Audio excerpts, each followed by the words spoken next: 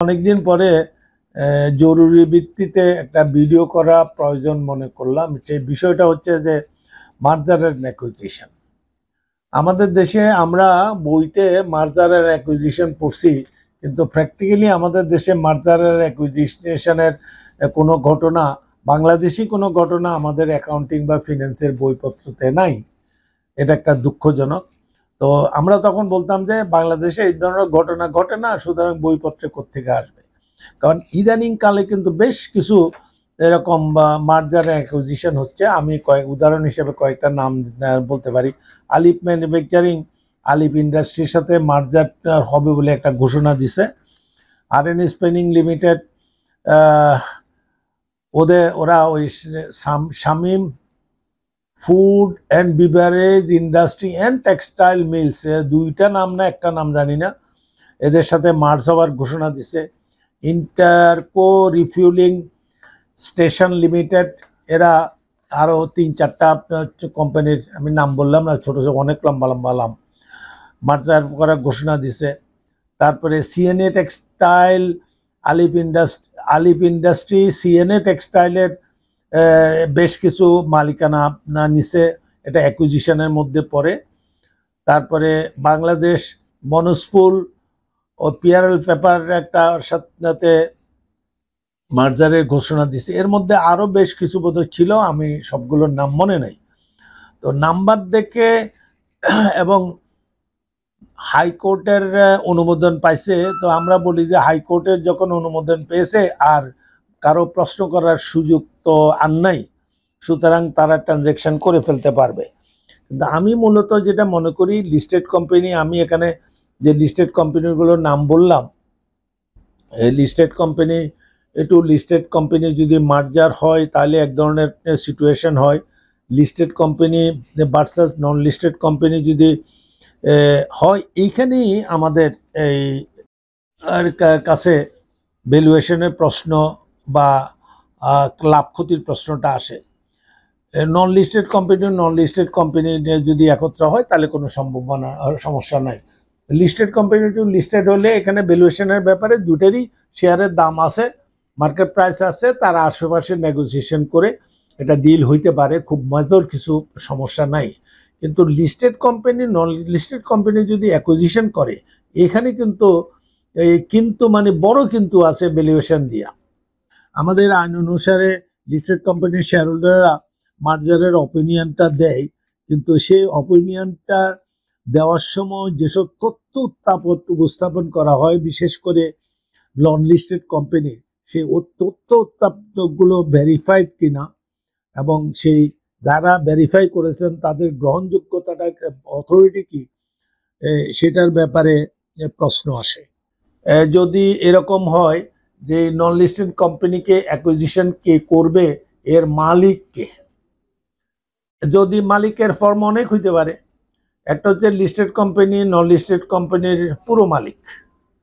এই লিস্টেড কোম্পানির যারা ডাইরেক্টর বা স্পন্সর আছে, এদের পরিবারের লোকজন নন লিস্টেড কোম্পানির মালিক। তাহলে নন লিস্টেড কোম্পানি যদি ওভার প্রাইসড হয়, তাহলে ওরাই ব্যক্তিগতভাবে বেনিফিটেড হবে।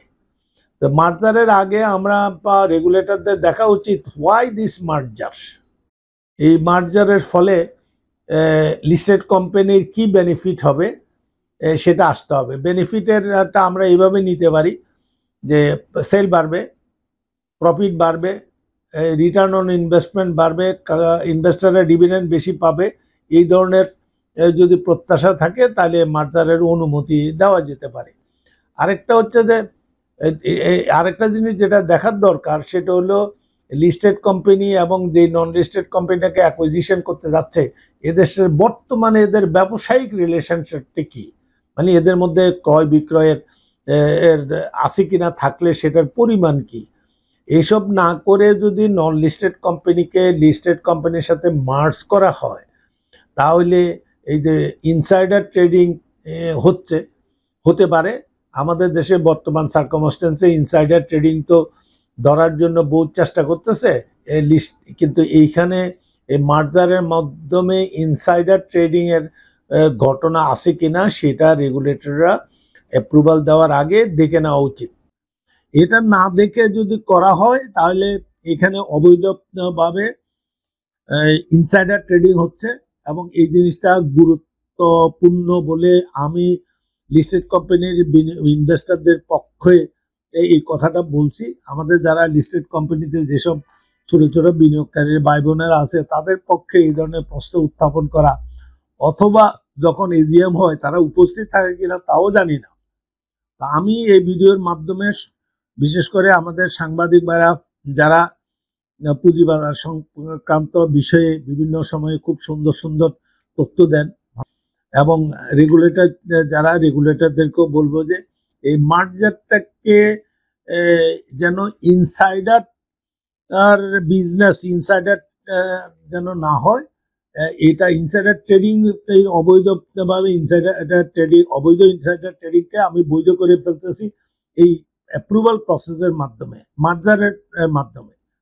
আমি জানি না আমাদের রেগুলেটররা এই মার্জার প্রপোজিশনটা অ্যাপ্রুভাল দিতে গিয়ে কি ধরনের তথ্য ওনারা চান আমি জানি না, বাট আমি বলবো যে এই যেটাকে অ্যাকোয়ার করতে যাচ্ছে বা মার্জ করতে যাচ্ছে সেটার 5 বছরের অডিটেড অ্যাকাউন্ট চাওয়া উচিত। অডিটেড অ্যাকাউন্ট যদি না থাকে ওদেরকে বলা যে তোমরা এটা অডিট করে নিয়ে আসো, এবং অডিটার সেখানে নির্দিষ্ট করে দিতে হবে, অডিটের পারপাসও বলে দিতে হবে। এমনি অডিট করতে গেলে অডিটার একজনের অডিট করবে, পারপাস বলে দিলে আরেকজনের অডিট করতে হবে, অথবা এক্ষেত্রে বলবে যে রেগুলেটররাই অডিটার নিয়োগ করে দেখ উইথ টার্মস অ্যান্ড রেফারেন্স।